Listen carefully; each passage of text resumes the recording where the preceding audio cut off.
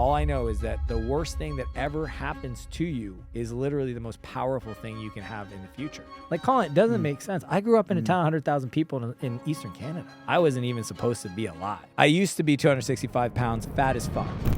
Couldn't keep a relationship, used to smoke a pack and a half a day. Got myself in trouble, ended up in prison when I was a teenager twice.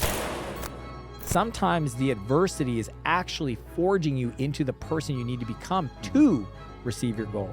My life is a byproduct of incredible people showing up in my life at the right time, extending their belief in who I could be when I didn't have the belief in myself. Got clean and then discovered computer programming and rehab and built an empire.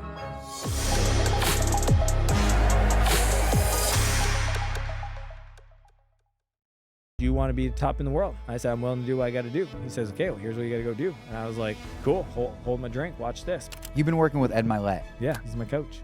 What is the number one thing that has driven the most impact in your life? Working with Ed is a major investment, as it should be, because he's the best of the best. Time is the only resource we can't make more of, and he knows what his time's worth. The transformation happened at the transaction. The moment I wired the money, I changed. As soon as I paid, I changed. Why? What did that tell me? Well, it told me that I'm worth it. I'm worth investing at that level.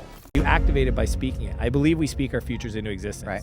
So I have a vision board. I've been doing every year, okay? Every year, me and my wife sit down at the end of the year, we design each other's, we share them, we talk about it, and that's kind of, I set as a wallpaper to my laptop. The difference is because I've been manifesting for so long, pretty much since I was in my early 20s, I knew how to activate it. So the way you activate is you got to visualize. 3 times a day, I would just look at this thing and try to get into the energy of being on that stage. And there were certain things that I needed to figure out that I figured out so that when I finally got on stage, I could show up as the person that Tony needed. People don't get it. Why do you wake up at 4 a.m. if you don't have to? Why do you do this if you don't have to? You don't understand. It's because I don't have to that I honor the fact that I get to. So I say my work ethic is a reflection of my gratitude. And people that don't have wealth will never understand it, because if they got it, they would immediately do nothing, and that's why they'll never get it. They don't correlate the fact that because God knows that if you got the money, you would immediately do nothing, he will never give it to you because he doesn't want you to do nothing. True leaders are willing to take accountability for other people's actions. You mess up and somebody goes, what happens? And my response is, I messed up. No, I saw Colin do this. Nope, I messed up. Colin's on my team. I hired him. I chose him. I didn't properly train him. I didn't follow up. I didn't pay attention. I'm at fault. Dude, that's the part about letting go. Like, people can't let go to have somebody else be accountable and then own that.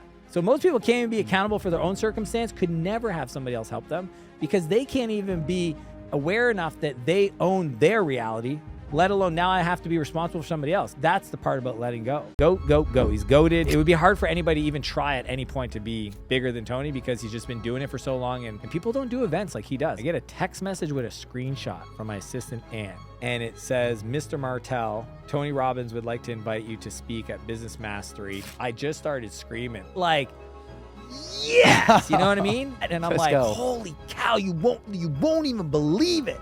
She's like, what? And then I started crying. And I said,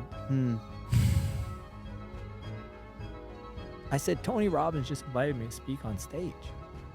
If you think of communication, right now you're interviewing me. Right. Your ability to pull the proper vocabulary to cue up an emotion, either to me, the audience, whatever. My ability to communicate in this moment, a story and emotion, is going to dictate whether this was incredibly valuable or not. Was it transformative or was it flat? It's not even the theatrics. It's literally the ability to tune into and connect with your source, God, creator, whatever you want to use, and pull the vocabulary required in that moment. Most people will literally not give themselves permission to dream. If everybody's willing to get quiet and ask themselves, what would they absolutely love their life to look like? Most people say, I don't know. But you actually know, because if I told you what you want it not to look like, you give me the list. Totally. Most people intuitively have a sense of direction in their soul. I have a friend that called me the other day. He said I pissed him off. I said, why did I piss you off? He goes, because I wanted a Ferrari and I didn't want to give myself permission for the Ferrari, so I decided to get on a Porsche, and I just saw you got both. He literally was like, why is it this or that? Dan got both. Why can't I have a Ferrari? I said, you're damn right. Go to the dealership this weekend. Take a picture with the Ferrari you want to get. I'm not saying to buy it. Go take a photo with the Ferrari this weekend. send me a text. And he did. And because he got in the car and he went for a test drive, he now sees it. It was like a 6-year goal that he's going to probably pull off in the next 10 months because he's in it, right? What would 65-year-old Dan say to your current day self right now? Go bigger. You Go fucking bigger. Chicken shit. That's exactly what he's going to say. Tell me what that means. What does he mean by that? Just stop acting like you got constraints. Stop. Like until you actually have a constraint, stop acting like you got one. Acting like you have one, do you think? Scared to lose it, scared to embarrass myself publicly. Just stop holding back.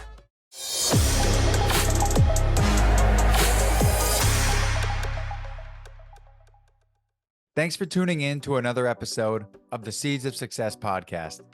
If you got to the end of this episode, can you please do me a huge favor and leave a 5-star rating and review?